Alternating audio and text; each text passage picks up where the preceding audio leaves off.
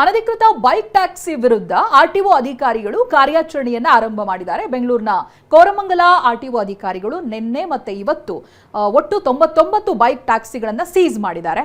ಕರುನಾಡಿನಾದ್ಯಂತ 1200 bike ಟ್ಯಾಕ್ಸಿಗಳನ್ನ ವಶಕ್ಕೆ ಪಡಿಸಿಕೊಂಡಿದ್ದಾರೆ.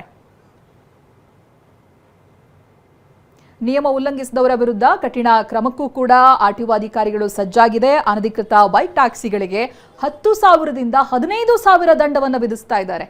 Seize ವೇಳೆ bike key ನೀಡುವುದಕ್ಕೆ ಹಿಮಾಚಲ ಪ್ರದೇಶದ ನೋಂದಣಿ ಬೈಕ್ ಚಾಲಕ ನಿರಾಕರಿಸಿ ಕಿರಿಕ್ ಮಾಡಿದ್ದ. ಈ ವೇಳೆ ಆರ್ಸಿ ಮತ್ತೆ ಡಿಎಲ್ ಅಮಾನತಿಗೆ ಸಾರಿಗೆ ಇಲಾಖೆ ಎಚ್ಚರಿಕೆಯನ್ನ ಕೂಡ ಕೊಟ್ಟಿದೆ.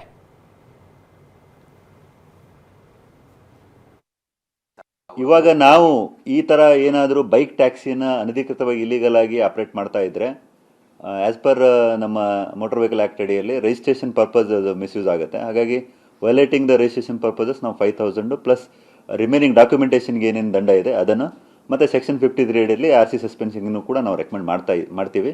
ಮತ್ತು ಅದರದ್ದು DL ಹೋಲ್ಡರ್ಸ್ಗೂ ಕೂಡ ನಾವು DL ಸಸ್ಪೆನ್ಷನ್ಗೆ ರೆಕಮೆಂಡ್ ಮಾಡ್ಬೋದಾಗಿದೆ. ಸೊ ಸೆಕ್ಷನ್ 53 ಅಡಿಯಲ್ಲಿ the purpose of registration either it is transport ಆಗಿರ್ಬೋದು, ನಾನ್ ಟ್ರಾನ್ಸ್ಪೋರ್ಟ್ ಆಗಿರ್ಬೋದು, ಅದನ್ನು ವಯೋಲೇಟ್ ಮಾಡಿದ್ರೆ ಈ ಮೋಟರ್ ಸೈಕಲನ್ನು ಸಾರಿಗೆ ವಿಭಾಗದಲ್ಲಿ ಬಳಕೆ ಮಾಡಿದ್ದೆ ಆದಲ್ಲಿ ಅದು ಫಾರ್ ಹೈಯರ್ ಆ್ಯಂಡ್ ರಿವಾರ್ಡ್, ಸ್ವಂತ ಬಳಕೆ ಇರೋದನ್ನು ವಾಣಿಜ್ಯ ಬಳಕೆಗೆ ಯೂಸ್ ಮಾಡ್ದಂಗೆ ಆಗುತ್ತೆ. ಹಾಗಾಗಿ ಅದನ್ನು ನಾವು ರಿಜಿಸ್ಟ್ರೇಷನ್ ಸಸ್ಪೆನ್ಷನ್ಗೆ section 53 of motor vehicle act ಅಡಿಯಲ್ಲಿ ಪ್ರಕರಣ ದಾಖಲೆ